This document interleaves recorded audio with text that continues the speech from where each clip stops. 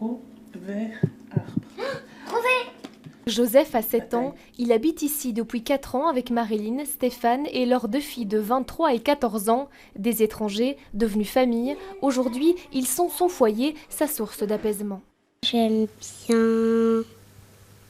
bien faire des câlins. Ils sont gentils et oui, je me sens bien ici. L'aventure commence en 2018 pour le couple. Tous les deux professeurs dans une école technique professionnelle, ils côtoient au quotidien des jeunes dont les situations familiales sont extrêmement compliquées. Ils décident alors de devenir famille d'accueil. 2 ans plus tard, ils font la rencontre de Joseph, alors âgé de 3 ans. Le quotidien avec Joseph, c'est mouvementé. Il y a à la fois des choses très positives qu'on n'aurait jamais vécues si on ne l'avait pas eu, et puis des choses qui sont plus compliquées à gérer, effectivement, mais ça fait partie de l'accueil familial, en fait. Il faut bien se rendre compte que ces enfants ont vécu des choses qu'on n'imagine même pas, en fait. Ils vivront toujours avec ça, mais on leur aura donné les armes pour passer au-delà et vivre bien, en fait.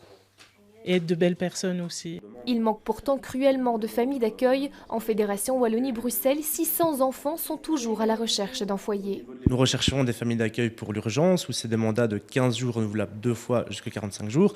Pour le court terme, où ce sont des mandats de 3 mois. Et pour le moyen long terme, où c'est des mandats d'1 an maximum. Il n'y a pas vraiment de critères. Les candidats qui sont intéressés à s'investir pour l'accueil d'un enfant peuvent nous contacter par téléphone, par mail.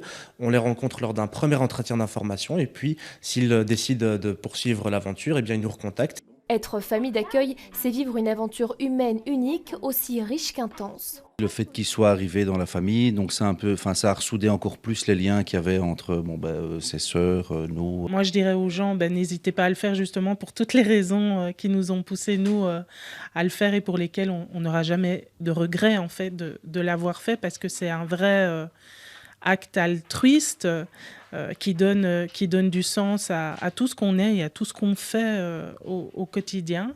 Afin de faciliter les démarches, une plateforme en ligne a également été mise en place, www.devenirfamilledaccueil.be.